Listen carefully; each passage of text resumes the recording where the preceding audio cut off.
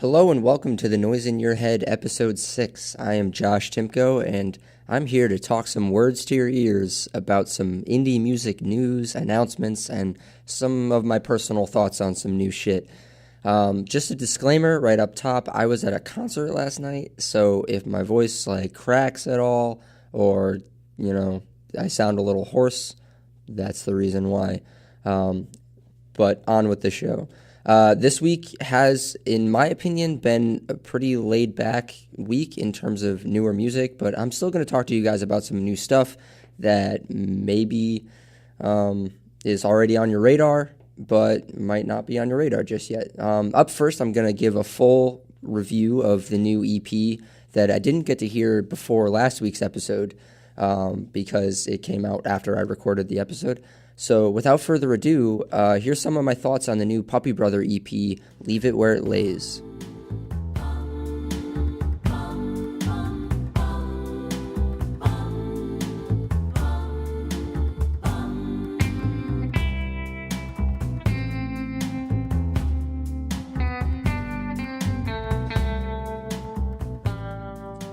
Alright, so addressing the elephant in the room for some, yes, I do know some of the members of Puppybrother personally, and yes, inevitably that does subconsciously affect how I hear this album.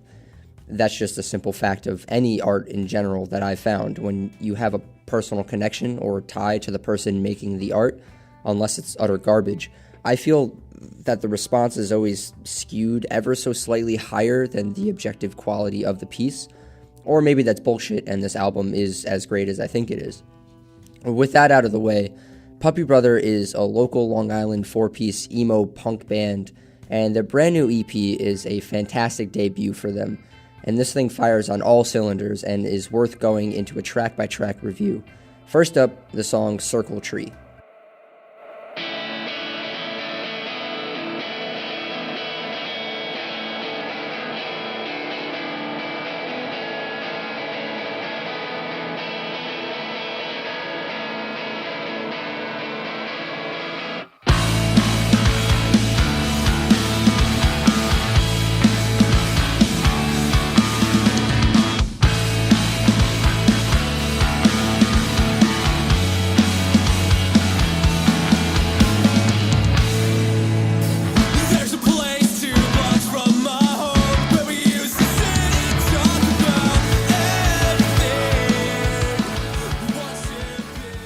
Which kicks off the record with some catchy guitar melodies and some powerful vocals from J.D. Delvino, aka Neve. My favorite line on this song is, "And I can recall everything you said to me. Too bad everything means absolutely nothing to you." I used to hate the word typical in these situations because that implies something unoriginal, but in any form of art, how original can you really be? J.D. is putting out his own thoughts and feelings. And this is an emo record, after all, so there's bound to be some already explored territory, like Late Nights with a Girl or Unrequited Love. But it's JD's ability to paint some very nice pictures with very few words that captivates me most of all. And we'll see more of this as we go along the record. Now, next up, we have the song Kokeshi Keshi.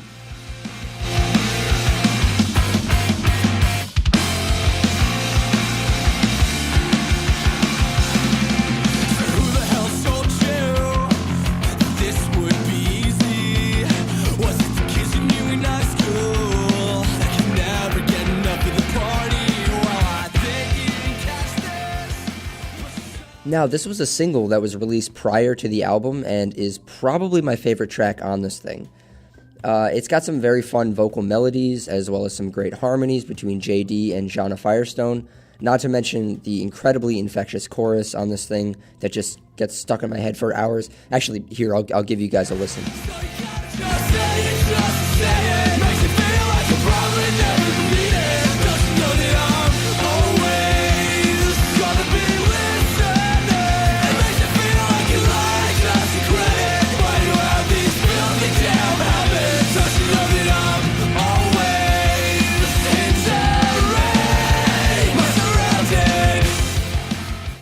Up next, we have the song Hissy Fit. Oh, there's a snake in the grass and it's climbing on my ankles, on my fist and my lips. No, we can't have that. You lost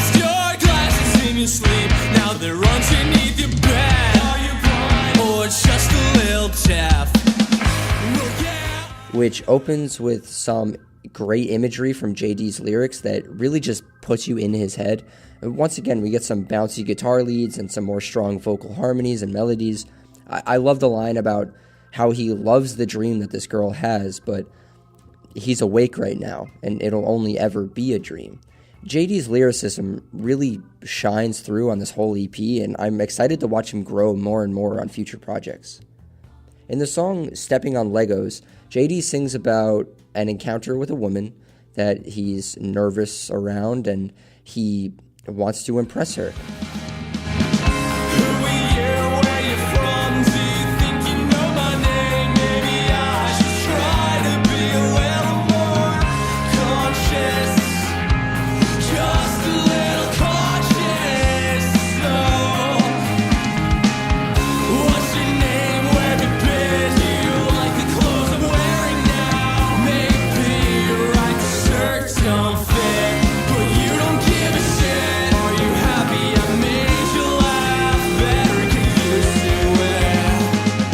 It's about as close to a love song as we get on this album. Once again, the guitar leads, some really great drum moments, the vocal melodies shine on this track. There's a great breakdown toward the end of the song before the last verse that acts as just, pure raw punk energy.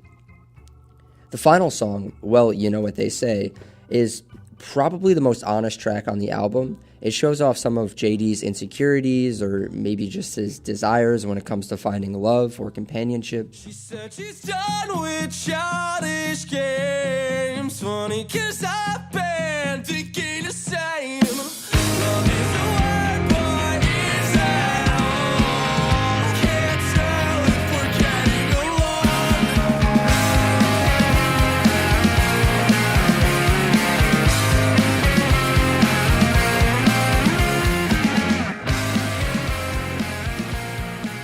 Musically, it follows a lot of the same things that I've said about the other tracks. Really interesting structures, guitar fills, vocal performances, vocal harmonies, all that good stuff. Overall, my thoughts on this album really do reflect my thoughts that I had earlier this year on the new Remo Drive album called Greatest Hits. On that album, as well as this one here, we have two emo records that understand that the genre isn't just about simple, messy guitar chords and some poetic sad boy lyrics. If emo punk is going to stay alive and not just keep reviving and reinventing itself every decade or so, then your songs have to have a structure to them. You need to know when to let every instrument shine through rather than just have everyone play at the same time. Puppybrother comes into this project with some solid fundamentals. They have the hooks, they have the instrumental breaks, and they have the catchy melodies and harmonies. I don't think this is a perfect EP, of course. My personal taste when it comes to emo records, something that I think Remo Drive did very well, that I think the Puppybrother here might be lacking in, is just some more openness in terms of the lyrics.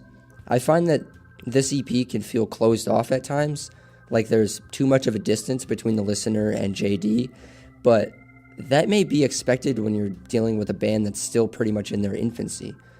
That honesty comes through on moments on this thing, but as a whole, I felt that I was only really connecting with JD on about a third of the album. The rest just felt too poetic for me, and there's nothing wrong with that. And yeah, I know what you're thinking. But Josh, last week you said that the McCafferty EP was fine for using its poetic liberty, and yeah, I did say that, and I would have liked some more raw honesty on that project as well. Like I said, this is just a personal thing, but I find that the more personally inviting the project, the more I tend to enjoy them. That's why records like the new Smith Street Band album or the latest Modern Baseball album hit so hard for me, because we're not just getting a glimpse into the narrator's mind, we're getting the whole picture. But honestly, that's about it as far as negative qualities for me go on this Puppybrother album, and I highly recommend it for anyone that's interested in the indie emo punk scene.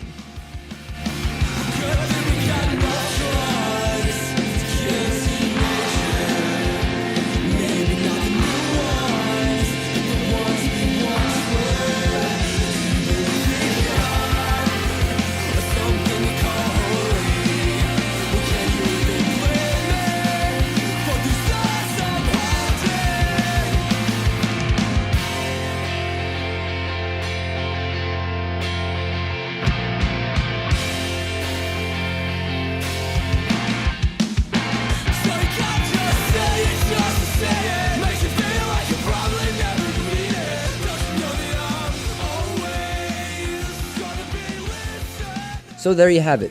Once again, the album is Leave It Where It Lays by Puppybrother. You can find that on Bandcamp. You can name your own price. You can also find it on Spotify. So give these guys and gal your support because they really, really do deserve it.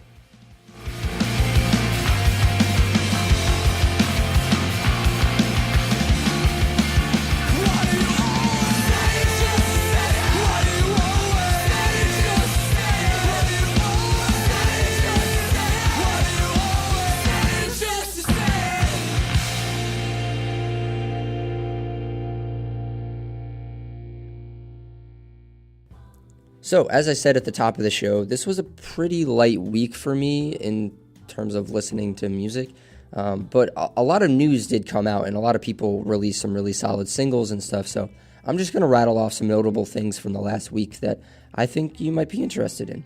Up first, Alt J released a new music video for the song Dead Crush.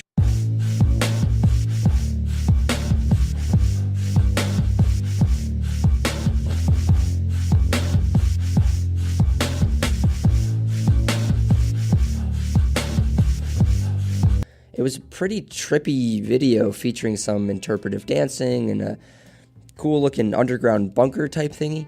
These guys are known for having some pretty awesome music videos. I don't really personally think that this one, stacks up against their others too well. I love the one for 3WW they put out earlier this year, and some of their other ones from older albums. But hey, this one's definitely still worth a watch. So let me know what you think about it.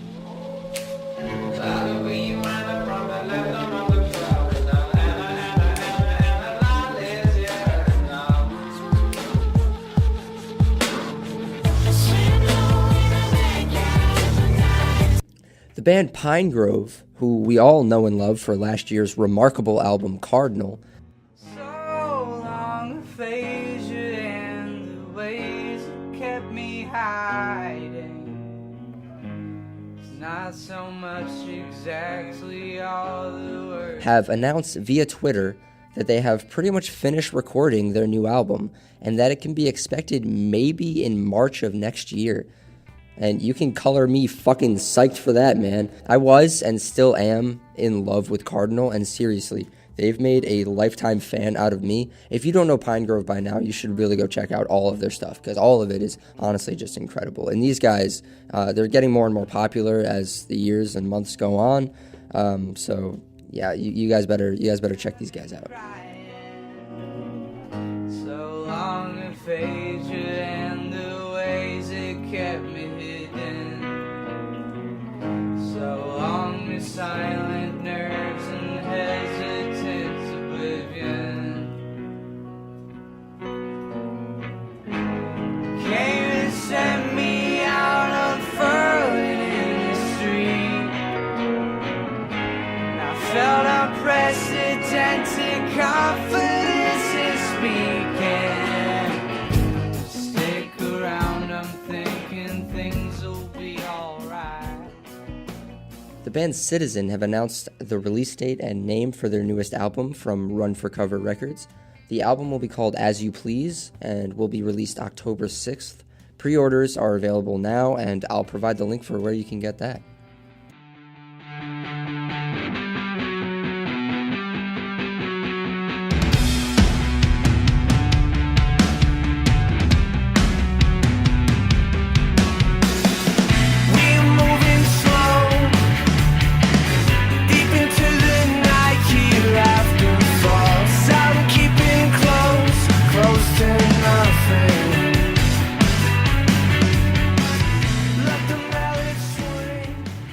Andrew Savage, best known as the lead singer for the band Parquet Courts, announced his debut solo album under the name A Savage. The album will be called Thawing Dawn and will be out October 13th. He released the first single for the album called Winter in the South. Windwalk was the torch, summoned me onto your porch, till into your parlor I could. How came you so smile? There you are. That offers up some really incredible and interesting lyrics. So needless to say, I'm very excited for this thing. Parquet Courts released one of my favorite albums of last year called Human Performance. So yeah, I think this thing is going to be fucking awesome, and I'm very excited. the screen doors wide. I am drying flowers. I'm a postcard red filed and fed to its place in the drawer.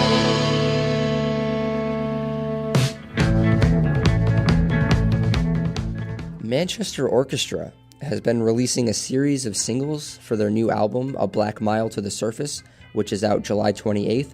Just the other day, they released a song called The Moth.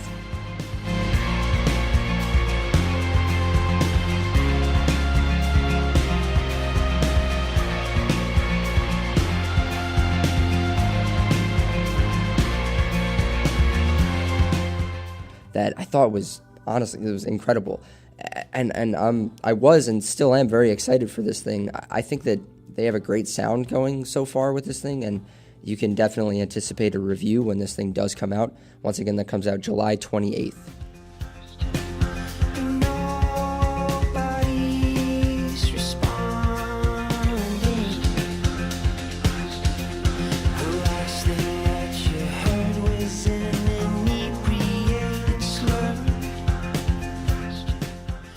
A piece of news that made me feel kind of old, even though I'm only 20 years old, was that the Bon Iver album For Emma Forever Ago turned 10 this past week. And honestly, what an incredible album. And also, you know, why not mention how great 22 A Million was last year? I think it was an incredible album. Bon Iver has been a very consistent artist. I've always been a fan of Bon Iver, and I'm always excited for what comes next. So I know it already passed, but happy birthday For Emma Forever Ago.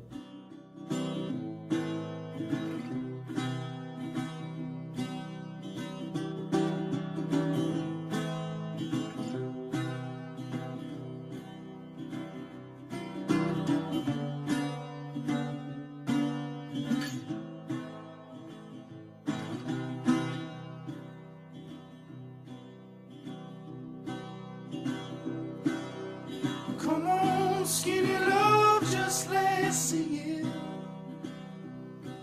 To pour a little soul we will never hear. My, my, my, my, my, my, my, my. So an artist who I never really cared for that much has been releasing some singles for his upcoming album titled Flower Boy. That artist is Tyler, the Creator, and I gotta say, I've actually been enjoying these songs a lot more than Tyler's older stuff. I like the direction this thing is going in so far, especially songs like Boredom came out the other day, and yeah, so you could expect a review of this. Flower Boy is set to be released July 21st.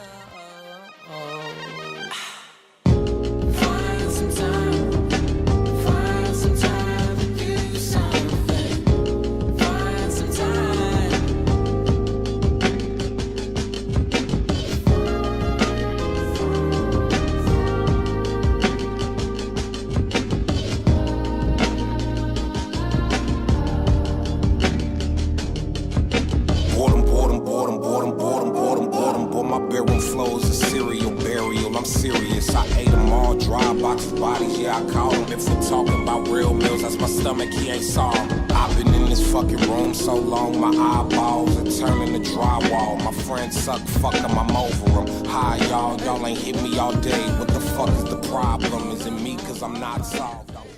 An album that's been making the rounds this week is the new Toro Y Moi record titled Boo Boo. It's like a chill wave synth pop album, and I haven't given the whole thing a listen, I'll be honest. But hey, it might be worth your time. And I'm not really super into the chill wave synth pop scene, you know. But I'll probably give this thing a listen. Maybe give it a review later on. Something like that. A lot of people are calling this like one of the best albums of the year. So why don't you go check that out?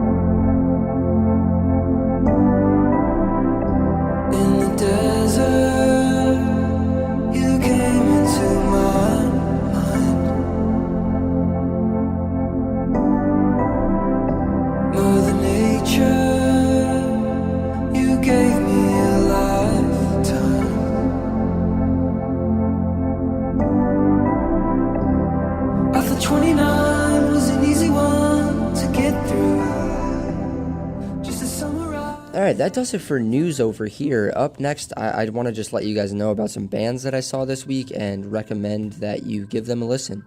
I went to a concert for the band Mom Jeans, a punk band from California, who seriously shred harder than most bands in the scene right now. They're just incredible in every way.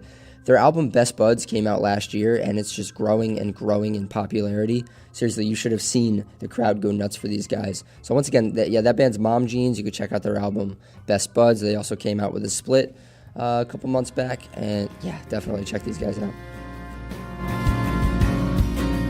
Yes, I'm happy here. I'm happy here. I'm happy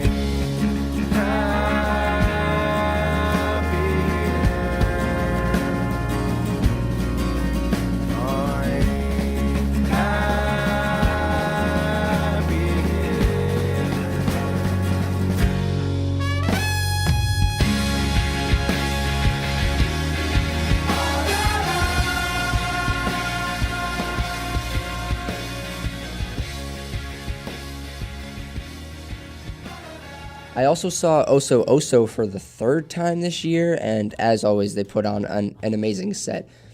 I mentioned the Unihan mixtape in last week's episode, and it doesn't hurt to mention it again. It's seriously still one of the best albums of the year. I'm calling it right now. It'll make my top 10 list, I'm telling you. I love Oso, and I'm very, very excited to see what they do in the future. They are actually going on tour with the Hotelier this fall, I believe. And yeah, so I'm excited to see what they have planned in their future.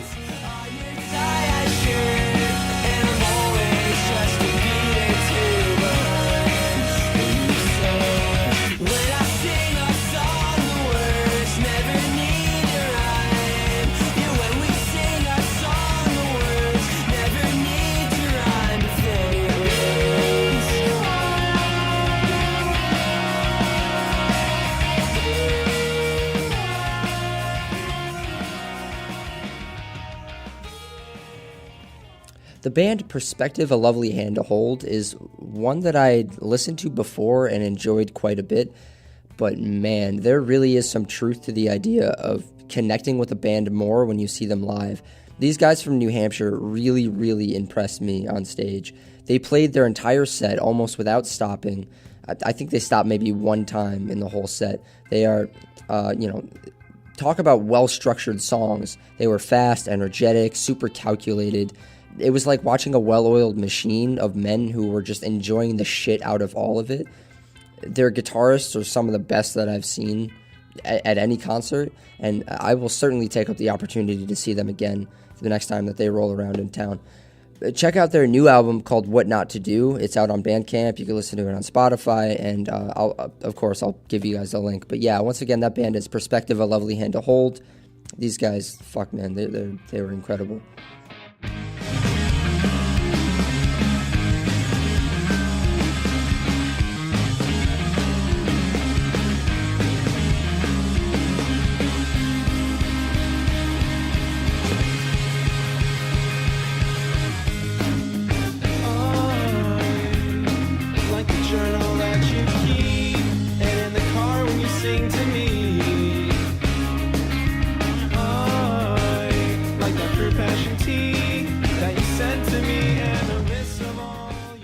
The first two bands to open the show were Teenage Halloween and Graduating Life, two of the most energetic sets of the night, and two bands that have this real great dance punk vibe to them. Graduating Life just released an album called An Introduction to Rock and Roll, and Teenage Halloween will be releasing their new album on August 11th. You should definitely go check these guys out on Spotify, Bandcamp. Support them in any way you can. Again, these two really energetic bands with a lot of promise, and I'm excited to see what they do in the future.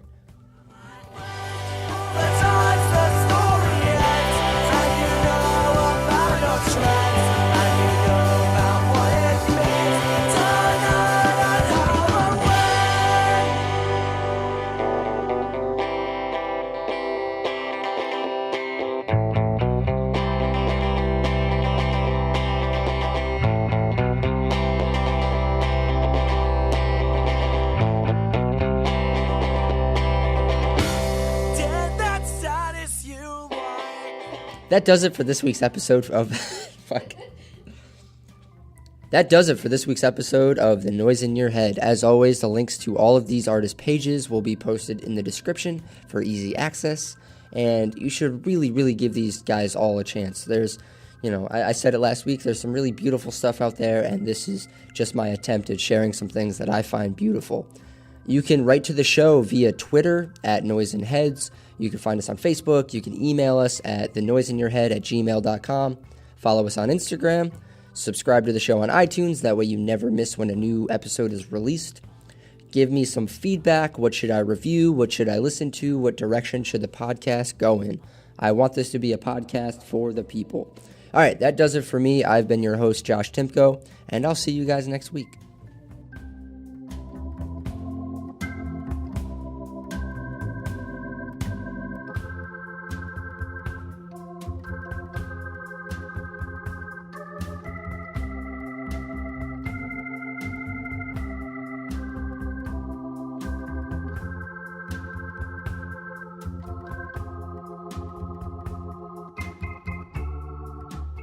Bye.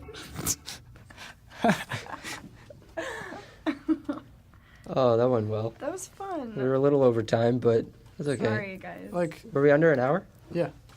Because we had all that, we stopped it, but we had that chunk at the beginning. Ooh, we had so much in the beginning. So much chunk in the beginning. Oh, God. It's still recording, so we can add all No, this. it's not. Yes, it is. It is, yeah. Oh, Yeah, I have to we go in have there and so stop it. much chunk at the beginning. It's not even funny. I'm gonna put that up here. So much chunk. You know what? So much chunk is gonna. Too much chunk. Oh, that's gonna be something. So let's put that on the t-shirt.